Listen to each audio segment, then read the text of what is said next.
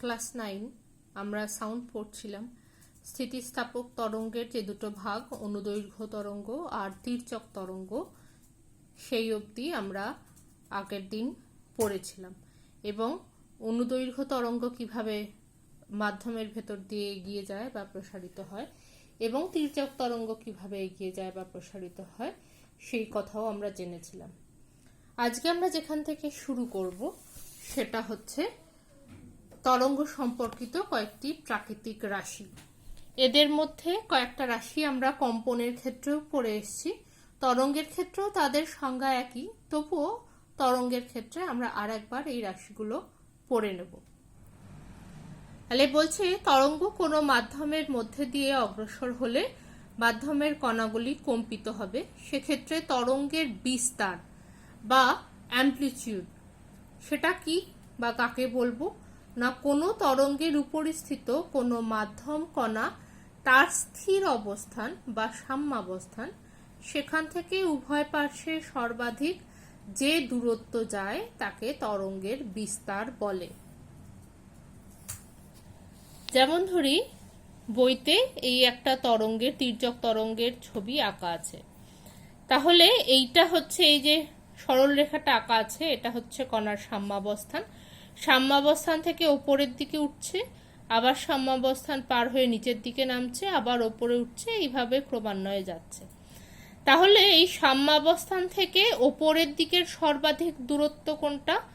এই পি থেকে বি। সাম্যাবস্থান থেকে নিচের দিকের সর্বাধিক দূরত্ব কতটা? কিউ থেকে ডি। তাহলে এই পি থেকে বি বা কিউ থেকে ডি, এটাকে আমরা বলবো বিস্তার বা অ্যামপ্লিটিউড। সাধারণত আমরা এখানে যে তির্যক তরঙ্গ পড়ছি তার ক্ষেত্রে সাম্যাবস্থার দুধারেই বা দুই পাশেই বিস্তারের মান সমান, মানে ওপরে বা নিচে খেয়াল করে দেখো একই দূরত্ব অবধি সর্বাধিক কোনো কণা বিস্তার লাভ করেছে। আরেকটু বড় হলে, যদি কেউ ফিজিক্স পড়ো, তখন দেখবে আমরা এমন তরঙ্গও পাবো যেখানে তরঙ্গটা আস্তে আস্তে মিলিয়ে যাবে। তাহলে তরঙ্গ যখন মিলিয়ে যাবে, ধরো কোনো শব্দ খুব জোরে শুরু হয়ে আস্তে আস্তে মিলিয়ে যাচ্ছে, তাহলে সেক্ষেত্রে তরঙ্গের এই যে বিস্তার, এটা যদি সাম্যাবস্থানের অবস্থান হয় ও থেকে এক্স, এই লাইন বরাবর, তাহলে তরঙ্গের বিস্তার দুদিকে আস্তে আস্তে আলাদা হবে বা কমতে শুরু করবে। যেমন এই ছবিটা এঁকেছি, দেখো এখানে প্রথমের যে তরঙ্গের অর্ধেকটা, সেখানে গেছে এই বি থেকে এ অবধি, কিন্তু তারপরে তরঙ্গটা খানিকটা ছোট হয়ে গেছে, মানে তরঙ্গের বিস্তারটা, এবং সেক্ষেত্রে এই সাম্যাবস্থান থেকে দেখো এই দূরত্বটা ডি। তাহলে এই দূরত্বটা আর এই দূরত্বটা সমান নয়, কিন্তু এটা ডিকেইং একটা ওয়েভ, মানে যে ওয়েভটা আস্তে আস্তে ডিকে হবে বা ক্ষয়প্রাপ্ত হবে। তো এই ধরনের ওয়েভ আমরা আপাতত পড়বো না, আমরা একদম সিম্পলিফাইড ভার্সন পড়বো, যেখানে ওয়েভটা বা তরঙ্গটা সবসময় একই রকম দেখতে থাকবে। তাহলে এই এ থেকে এস হলো বিস্তার বা সি থেকে টি হলো বিস্তার। তার মানে এই সাম্যাবস্থানের যে রেখাটা, তার উভয় পাশেই বিস্তারের মান সমান। আপাতত আমরা এরকম উদাহরণই পড়ব। বিস্তারকে যেহেতু ইংলিশ টার্ম অ্যামপ্লিটিউড, এ দিয়ে লেখা হয়, এসআই ইউনিট হলো মিটার, সিজিএস এ যদি মাপি সেন্টিমিটার, মানে দৈর্ঘ্য যেভাবে এককে মাপা হয় তাই। নেক্সট টার্ম আমাদের তরঙ্গ দৈর্ঘ্য বা ইংলিশে বললে ওয়েভলেন্থ। তরঙ্গের গতিপথ বরাবর যে কোনো মুহূর্তে দুটি সমদশা বিশিষ্ট। দশা কাকে বলে সে সম্পর্কে মনে হয় এখানে বলা নেই, তবুও সমদশা বিশিষ্ট কণা আমরা কি করে চিনব? যে কণাগুলোর অবস্থান প্রায় একই রকম, মানে যে কণাটা সাম্যাবস্থানের এই সরলরেখার ওপর আছে তাদের দশা যেরকম হবে, যারা এই সর্বাধিক জায়গায় আছে তাদের দশা বা অবস্থা একরকম হবে, যারা এই সর্বনিম্ন অবস্থায় আছে তাদের অবস্থা বা দশা একরকম হবে। দশা বলতে এখানে অবস্থা ধরে নাও, যদিও দশা বা ফেজ, দশার ইংরেজি হচ্ছে ফেজ, ফেজ কাকে বলে তার একটা আলাদা ডেফিনেশন আছে, কিন্তু এখানে আপাতত তোমাদের সেই ডেফিনেশন দেওয়া নেই বলে ধরে নাও একই অবস্থায় আছে এরকম দুটো পরপর কণার মধ্যে সর্বনিম্ন যে দূরত্ব তাকে আমরা বলবো তরঙ্গ দৈর্ঘ্য। একই অবস্থা মানে যেমন ধরো এই বি আর এফ এর মধ্যে যদি আমরা তুলনা করি, তাহলে কণাটা এ থেকে বিতে গিয়ে বি এর পর নামছে, এক্ষেত্রেও দেখো কণাটা ই থেকে এফ এ গিয়ে এফ থেকে নামছে, তাহলে এই বি আর এফ এই দুটো কণার যে অবস্থান সেই দুটো অবস্থান একই রকম। অন্য আর একটা উদাহরণ দেখি, ধরো ডি আর এইচ, এখানে দেখো সি থেকে ডি তে নেমেছে, ডি থেকে আবার ই এর দিকে উঠছে, এক্ষেত্রেও তাই জি থেকে এইচ এ নেবে আবার আই এর দিকে উঠছে, তাহলে এই দুটো কণার অবস্থানও একই রকম। আপাতত দশা বলতে আমরা এই অবস্থানটা বুঝি, পরে আমরা যখন আর একটু বড় হব তখন ফেজ কাকে বলে আলাদা করে সেখানে ডেফিনিশন আছে বুঝবো। আশা করি তোমাদের বুঝতে অসুবিধা হবে না যে একই অবস্থার মধ্যে পড়া মানে আমরা তরঙ্গ দৈর্ঘ্য এইটা আর এইটার মধ্যে মাপতে পারবো না, বা এইটা এটার মধ্যে মাপতে পারবো না, বা এটা এটার মধ্যে মাপতে পারবো না, একই রকম অবস্থায় থাকবে এরকম দুটো কণার মধ্যে সর্বনিম্ন যে দূরত্ব তাকে বলবো তরঙ্গ দৈর্ঘ্য। বা বলছে কোন তরঙ্গের উৎসের একবার পূর্ণ কম্পনে তরঙ্গ একটি মাধ্যমে যে দূরত্ব মোট অতিক্রম করবে, তার মানে একবার পূর্ণ কম্পনে যতটা দূরত্ব যাবে সেটাই তার তরঙ্গ দৈর্ঘ্য। তির্যক তরঙ্গের ক্ষেত্রে যেখানে এই ছবিটা আছে সেক্ষেত্রে পরপর দুটি তরঙ্গ শীর্ষ, এই যে বললাম একই রকম অবস্থান, বা দুটি তরঙ্গ পাদ সেটাও একই রকম অবস্থান, এর মধ্যে দূরত্ব হলো তরঙ্গ দৈর্ঘ্য। অনুদৈর্ঘ্য তরঙ্গের ক্ষেত্রে অনুদৈর্ঘ্য তরঙ্গ মানে হচ্ছে এই রকম একটা ঘনীভবন থাকবে, একটা তনুভবন থাকবে, বা একটা সংকোচন থাকবে, একটা প্রসারণ থাকবে। তাহলে অনুদৈর্ঘ্য তরঙ্গের ক্ষেত্রে একটি ঘনীভবন এবং একটি তনুভবনের মিলিত যা দৈর্ঘ্য সেটা হবে তরঙ্গের তরঙ্গ দৈর্ঘ্য। এসআই একক হচ্ছে মিটার, সিজিএসএম মাপলে সেন্টিমিটার, আর তরঙ্গ দৈর্ঘ্যকে লেখা হয় ল্যামডা দিয়ে। এটা একটা গ্রিক অ্যালফাবেট, নাম হচ্ছে ল্যামডা, নিশ্চয়ই সবাই পরিচিত। আচ্ছা, এর পরের টার্মটা হচ্ছে তরঙ্গের পর্যায়কাল বা time period of a wave. যে সময় একটি পূর্ণ তরঙ্গ উৎপন্ন হয় তাকে ওই তরঙ্গের পর্যায়কাল বলে। তার মানে এই যে তরঙ্গটা এখান থেকে শুরু করে এখানে হয়ে এখানে যেতে মোট যতটা সময় লাগবে সেই সময়টা হচ্ছে পর্যায়কাল। তাহলে তরঙ্গের গতিপথে অবস্থিত মাধ্যমের কণাগুলি যে সময় একবার পূর্ণ কম্পন সম্পন্ন করবে, মানে যদি এখান থেকে শুরু হয় এ থেকে, তাহলে এ থেকে বি হয়ে সি হয়ে ডি হয়ে আবার ই, এই এতটাতে একটা পূর্ণ কম্পন সম্পন্ন হবে এবং এটা করতে যতটা সময় লাগবে সেটা হচ্ছে পর্যায়কাল, একক হচ্ছে সেকেন্ড। আচ্ছা, এবার বলছে এই ছবিটা দেখো দুটো পরপর পূর্ণ তরঙ্গ আঁকা আছে, একটা এ থেকে ই, একটা ই থেকে শুরু করে আই অবধি। তাহলে বলছে যে দুটি পূর্ণ তরঙ্গ উৎপন্ন করতে যদি কোনো একটি তরঙ্গের 2 সেকেন্ড সময় লাগে, এবং অবশ্যই জানবে যে একটা পূর্ণ কম্পন সম্পন্ন করতে যতটা সময় লাগবে তারপরে যতগুলো পূর্ণ কম্পনই থাক না কেন সবগুলোই কমপ্লিট করতে একই সময় লাগবে, কারণ যদি এটা না হয় তাহলে তরঙ্গের বেগের হেরফের হয়ে যাবে। তা আপাতত আমরা সেরকম বৈষম্যের দিকে যাচ্ছি না, তাহলে প্রত্যেকটা কম্পনই একটা নির্দিষ্ট সময়ে সে সম্পন্ন করবে। তাহলে দুটো কমপ্লিট করতে যদি 2 সেকেন্ড লাগলে একটা তরঙ্গ মানে একটা মোট পূর্ণ কম্পন সম্পন্ন করতে লাগবে 2/2 মানে 1 সেকেন্ড। তাহলে অর্থাৎ ওই তরঙ্গের পর্যায়কাল হচ্ছে 1 সেকেন্ড। ঠিক আছে, এখানে দুটো তরঙ্গ এঁকেছে, বলছে দুটো এই টোটালটা যেতে যদি 2 সেকেন্ড লাগে তাহলে একটা যেতে 1 সেকেন্ড লাগবে, ঐকিক নিয়মে বার করে নেব। আচ্ছা, তার পর্যায়কালকে লেখা হয় ক্যাপিটাল টি দিয়ে, টাইম পিরিয়ড। এরপরের টার্ম হচ্ছে ফ্রিকোয়েন্সি বা তরঙ্গের কম্পাঙ্ক। 1 সেকেন্ডে যে কটি পূর্ণ তরঙ্গ উৎপন্ন হয় তাকে ওই তরঙ্গের কম্পাঙ্ক বলে। তার মানে যে সংখ্যক পূর্ণ তরঙ্গ, সেটা একটা হতে পারে, দুটো হতে পারে, 50টা হতে পারে, 100টা হতে পারে, but should be a integer বা ইন্টিগ্রাল নাম্বার, মানে পূর্ণ সংখ্যা হতে হবে। 3-এর 2, 5-এর 7, 11-র 15 এরকম ধরনের সংখ্যা হবে না। তার কারণ হচ্ছে পূর্ণ তরঙ্গ যেহেতু কতগুলো সম্পন্ন হবে পূর্ণ কম্পন, তো সেক্ষেত্রে সংখ্যাটা মনে রাখবে সবসময় ইন্টিজার বা অখণ্ড সংখ্যা হবে। সেটা 1 থেকে শুরু হতে পারে এবং যে ধরনের তরঙ্গ তার উপর নির্ভর করে কম্পাঙ্ক আলাদা আলাদা হবে।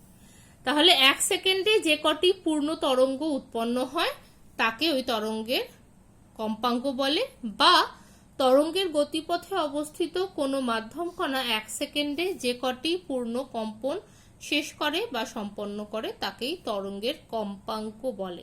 তাহলে 1 সেকেন্ডে যে নাম্বারটা আমরা পাবো, যদি ধরি 50 পাই, তাহলে 1 সেকেন্ডে 50 বার পূর্ণ কম্পন সম্পন্ন হবে।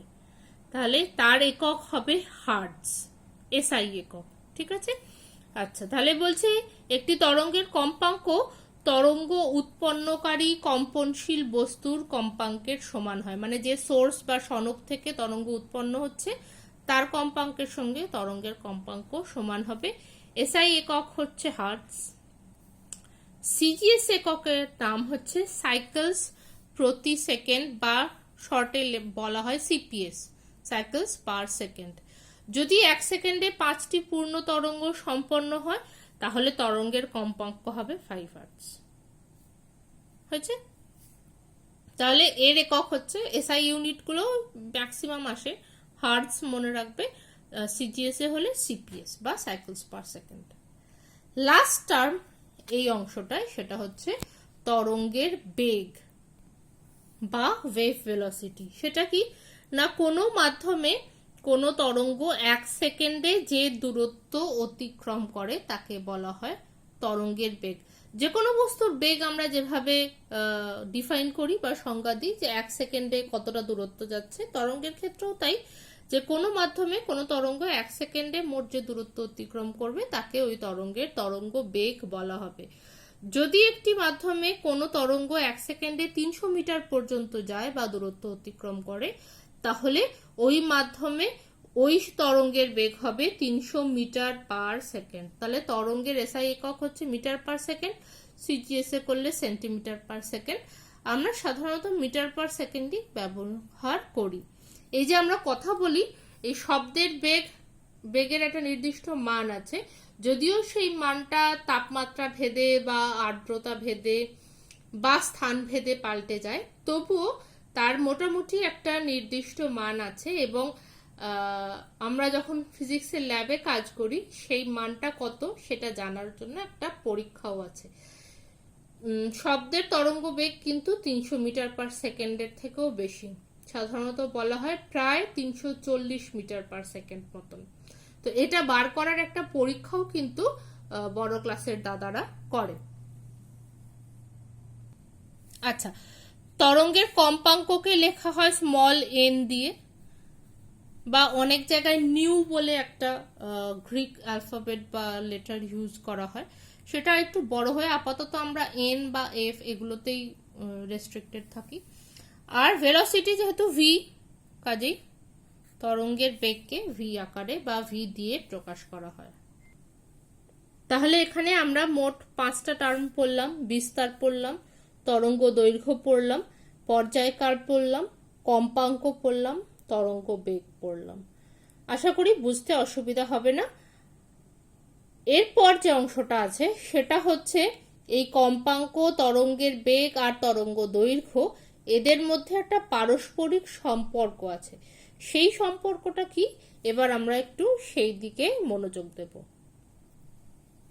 কি বলছে, যে তরঙ্গের কম্পাঙ্ক মানে ফ্রিকোয়েন্সি, তরঙ্গ দৈর্ঘ্য মানে ওয়েভলেন্থ, আর তরঙ্গের বেগ মানে ওয়েভ ভেলোসিটি, তাহলে এদের মধ্যে একটা সম্পর্ক আছে। সেটা কি বা সেটা কিভাবে এস্টাবলিশ হয় এবার আমরা সেটা পড়বো। বলছে ধরা যাক কোনো একটি মাধ্যমে কোনো তরঙ্গের কম্পাঙ্ক হচ্ছে এন, যেগুলো স্ট্যান্ডার্ড নোটেশন সেগুলোই, তরঙ্গ দৈর্ঘ্য হচ্ছে ল্যামডা, এবং তরঙ্গের বেগ হলো ভি। তাহলে তরঙ্গ দৈর্ঘ্যের সংজ্ঞা অনুযায়ী, একটু আগেই আমরা তরঙ্গ দৈর্ঘ্যের সংজ্ঞা পড়লাম, যে তরঙ্গ উৎসের একবার পূর্ণ কম্পনে তরঙ্গ মোট ল্যামডা দূরত্ব অতিক্রম করবে। তার মানে একবার কণাটি পূর্ণ কম্পন সম্পন্ন করলে যতটা দূরত্ব সে যাবে মাধ্যমে, তার পরিমাণ হচ্ছে ল্যামডা। এবার যদি কম্পাঙ্কের সংজ্ঞা অনুযায়ী উৎসের কম্পাঙ্ক n হয়, তার মানে 1 সেকেন্ডে মোট n বার সে কম্পিত হবে বা পূর্ণ কম্পন সম্পন্ন করবে। তাহলে একবারে যদি ল্যামডা দূরত্ব যায় n বারে, তাহলে বা n সংখ্যক পূর্ণ কম্পনে তরঙ্গ কতটা দূর যাবে n ইন্টু ল্যামডা ঐকিক নিয়মে বার করব। কারণ যেহেতু বেগ সমান, একই বেগে যাচ্ছে, কাজেই একবারে যদি সে ল্যামডা দূরত্ব অতিক্রম করে, n বার যখন সে পাক খাবে বা n বার পূর্ণ কম্পন সম্পন্ন করবে, তাহলে n ইন্টু ল্যামডা এতটা দূরত্ব মোট অতিক্রম করবে। তাহলে n কতটা বা n সংখ্যাটা যে কম্পনটা, সেটা কতক্ষণে করছে? 1 সেকেন্ডে। তাহলে 1 সেকেন্ডে তরঙ্গ যাচ্ছে n ইন্টু ল্যামডা দূরত্ব। তাহলে এটাই বেগের সংজ্ঞা, যে 1 সেকেন্ডে কোনো বস্তু বা কোনো তরঙ্গ যতটা দূরত্ব অতিক্রম করতে পারছে, সেটাকে যদি v দিয়ে লিখি, তাহলে v is equal two n into lambda. তাহলে এটা আমরা সবসময় মনে রাখবো। ল্যামডা হচ্ছে একবারে মোট কতটা যায়, n ল্যামডা হচ্ছে n বারে মোট কতটা যায়। n বার মোট সাইকেল কমপ্লিট করে টাইম হচ্ছে 1 সেকেন্ড। তাহলে 1 সেকেন্ডে কতটা যায় n ল্যামডা, সেটাই হচ্ছে v বা ভেলোসিটির সমান। অর্থাৎ তরঙ্গ বেগ সমান হচ্ছে তরঙ্গের কম্পাঙ্ক ইন্টু তরঙ্গ দৈর্ঘ্য। তাহলে এইটা বা এই রিলেশনটা, এই সম্পর্কটা আমাদের মনে রাখা খুব দরকার। ওকে, এরপরে এই যে v is equal two n lambda, এই সংক্রান্ত 3টে অঙ্ক কষে দেওয়া আছে। যে বইটা আমি ফলো করছি আপাতত 3টে অঙ্ক আছে, তো সেই 3টে অঙ্ক আমি একটু বুঝিয়ে দিচ্ছি। প্রথমটায় বলছি একটি মাধ্যমে তরঙ্গের কম্পাঙ্ক 200 হার্টজ, তরঙ্গ দৈর্ঘ্য 2 মিটার। তাহলে n বলে দিয়েছে, ল্যামডা বলে দিয়েছে। কি প্রশ্ন করেছে? বেগ কত। তাহলে n এর ভ্যালু হচ্ছে 200 হার্টজ, ল্যামডার ভ্যালু হচ্ছে 2 মিটার। তাহলে v হচ্ছে 200 ইন্টু 2 মিটার পার সেকেন্ড, তার মানে 400 মিটার পার সেকেন্ড। খুব সহজ গুণ। দ্বিতীয় অঙ্কে বলছে বায়ুতে শব্দের বেগ 336, এই যে বলছিলাম প্রায় 340 মতো, 336 মিটার পার সেকেন্ড। বেশ, তার মানে v এর মান বলে দিয়েছে। এবার বলছে 712 হার্টজ কম্পাঙ্ক বিশিষ্ট একটি সুরশলাকা থেকে উৎপন্ন শব্দকে 470 মিটার যেতে ওই সুরশলাকাটি কতগুলি কম্পন সম্পন্ন করতে হবে। আমরা আমাদের n এর মান জানতে চেয়েছি। কি কি দেওয়া আছে? প্রথম দেওয়া আছে v বা বায়ুতে শব্দের বেগ কত, 336 মিটার পার সেকেন্ড। তাহলে সুরশলাকার কম্পাঙ্ক সমান বলছে যেখান থেকে কম্পন উৎপন্ন হবে তার যা কম্পাঙ্ক আর তরঙ্গের যা কম্পাঙ্ক সেটা সমান হবে, আমরা পড়ে এসেছি। তাহলে সুরশলাকা থেকে যদি শব্দ তৈরি হয়, সুরশলাকার কম্পাঙ্কের সঙ্গে শব্দ তরঙ্গের কম্পাঙ্ক বা n সমান হবে বা একই মানের হবে, সেটা হচ্ছে 712 হার্টজ। এবার বলছে শব্দ দ্বারা অতিক্রান্ত দূরত্ব হচ্ছে 470 মিটার, কারণ 470 মিটার যেতে কতবার কম্পিত হতে হবে সেটাই প্রশ্ন করেছেন। তাহলে তরঙ্গ দৈর্ঘ্য ল্যামডা ধরে নিলে v is equal two n lambda. তাহলে ল্যামডার ভ্যালু হচ্ছে v বাই n। v হচ্ছে 336, n হচ্ছে 712। এটা থেকে এটা ভাগ করলে, মানে 336কে 712 দিয়ে ভাগ করলে ওরা অ্যাপ্রক্স দেখাচ্ছে 0.47 মিটার। তাহলে 0.47 মিটার যেতে মানে একবার কম্পিত হলেই চলবে। তাহলে শব্দ তরঙ্গ 0.47 মিটার যায় সুরশলাকার একবার কম্পনে। অতএব শব্দ তরঙ্গ যদি 470 মিটার দূরত্ব অতিক্রম করতে হয়, তাহলে কতবার কম্পিত হতে হবে? 470 বাই 0.47। 0.47 একবারে যাচ্ছে, তাহলে 470 যেতে কতবার কম্পিত হতে হবে? 1000 বার। তাহলে সুরশলাকাটিকে 1000 বার বা 1000টি পূর্ণ কম্পন সম্পন্ন করতে হবে। তৃতীয় অঙ্কটায় যাই। বলছে 1.7 মিটার তরঙ্গ দৈর্ঘ্যের শব্দ তরঙ্গ বায়ু মাধ্যমে 340 মিটার পার সেকেন্ড বেগে অগ্রসর হলে কম্পাঙ্ক কত হবে। তাহলে ল্যামডার ভ্যালু বলে দিয়েছে 1.7 মিটার, ভি বা তরঙ্গ বেগ বলে দিয়েছে 340 মিটার পার সেকেন্ড। তাহলে যদি কম্পাঙ্ক এন হয় তাহলে V is equal to N lambda সম্পর্ক থেকে আমরা পাচ্ছি n is equal to V by lambda, মানে 340 বাই 1.7 হার্টজ, তার মানে 200 হার্টজ। তাহলে কম্পাঙ্ক হচ্ছে বা কম্পাঙ্কের মান দাঁড়াচ্ছে 200 হার্টজ। তাহলে আমরা আজকে কি কি পড়লাম সেটা হচ্ছে তরঙ্গ সম্পর্কিত কয়েকটি প্রাকৃতিক রাশি, বিস্তার, তরঙ্গ দৈর্ঘ্য, পর্যায়কাল, কম্পাঙ্ক, তরঙ্গ বেগ, কম্পাঙ্ক আর তরঙ্গ দৈর্ঘ্যের মধ্যে সম্পর্ক পড়লাম, V is equal to N lambda. আর এই সম্পর্কের ভিত্তিতে আমরা বইতে কষে দেওয়া 3টে প্রশ্নের বা অঙ্কের সমাধান পড়লাম। নেক্সট ক্লাসে আমরা শব্দের কয়েকটি ধর্ম থেকে আবার পড়া শুরু করব। Thank you.